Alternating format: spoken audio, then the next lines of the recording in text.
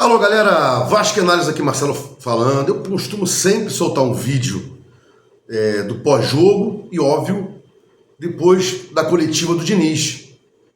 Da coletiva que do técnico que tiver à frente do Vasco, né? Uma frase engraçada que o Diniz falou. Até 4 dias, aspas, o Vasco estava com cheiro de que iria começar a vencer. Fecha aspas. Daqui a pouco eu falo sobre isso, né? Bom, coletiva do Diniz, né? E assim que acabou, eu vim soltar um vídeo aqui. Tava a Juventude empatando com o Botafogo. O Juventude estava ganhando, depois o Botafogo empatou, né? O Vasco estava indo para a zona de rebaixamento. Tem Fortaleza e Mirassol, salvo engano, né? 8 horas. Se o Fortaleza ganhar, passa o Vasco, né? E é isso, o Vasco sempre na corda bamba, sempre na corda bamba, né? Não tem jeito. Teve também aí polêmicas sobre postagens do Verratti, dizendo ser o maior artilheiro argentino do mundo, algo assim, né? Eu acho legítimo. O jogador que faz uma postagem dessa, ele está descontente, quer jogar, né? Não tem nada contra isso não. Não gosto de jogador que é resiliente, fica feliz, contente, né, no banco e tal. Não gosto de jogador assim, tem pavor de jogador que não reclama, né? Bom, algumas perguntas interessantes, né? Por que não coloca o Paulinho, o Paulo Ricardo, na vaga do... não colocou o Paulo Ricardo da base, na vaga do Puma, né? Eis que o PH foi poupado claramente para a Copa do Brasil.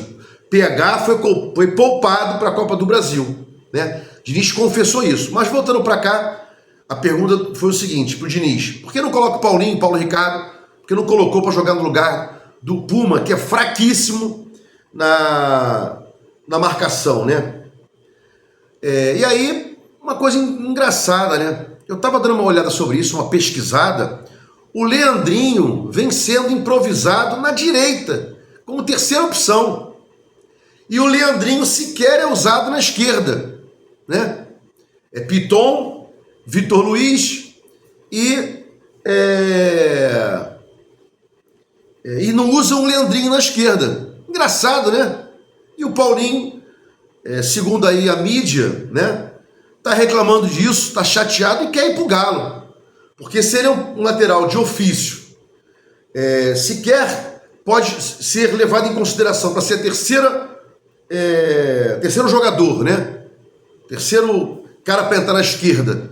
Estão colocando um lateral esquerdo, perdão, terceiro cara para entrar pela direita, né? Lateral direito. Estão colocando um lateral esquerdo improvisado no lugar que ele poderia galgar, fica complicado, né?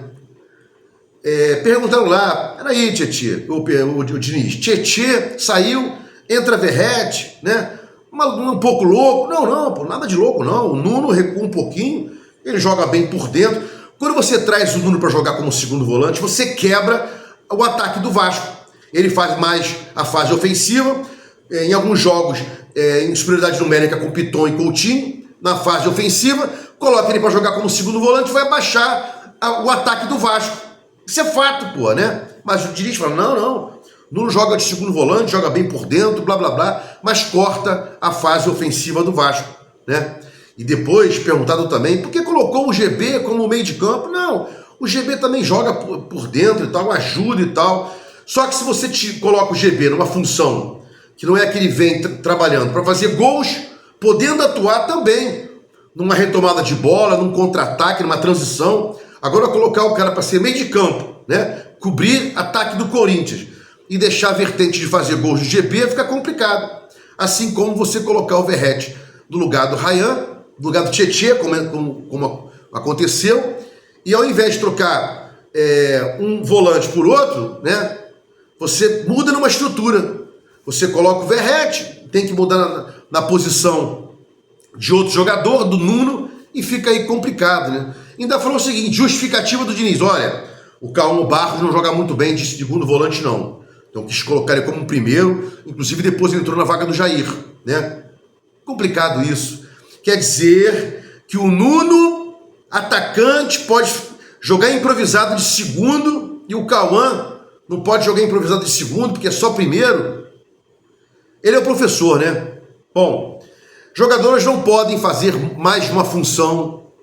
Não fazem. Raras exceções são jogadores que conseguem fazer mais de uma função. A maioria dos jogadores é burro, o cara não entende. O jogador de futebol, ele joga de uma forma. E aí bota o cara para jogar daquela forma. Se muda, o cara não rende. O cara não tem cabeça para mudar a forma de jogar dele. Vai dar errado, vai dar ruim, né?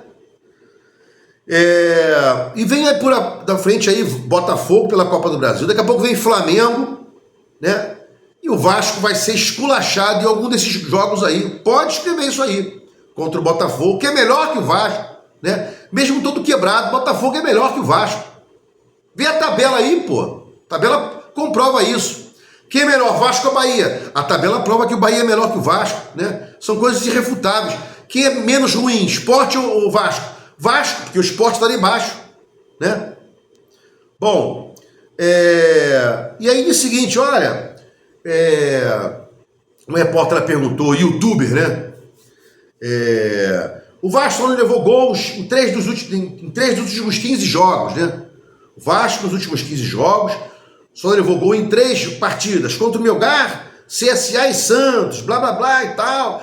PH faz falta? Porra, isso pergunta boba. E aí o Diniz pega e dá o contraveneno. Não, pô. Então o PH não faz falta, que o PH jogou aí nessas 15, a gente levou gols, né?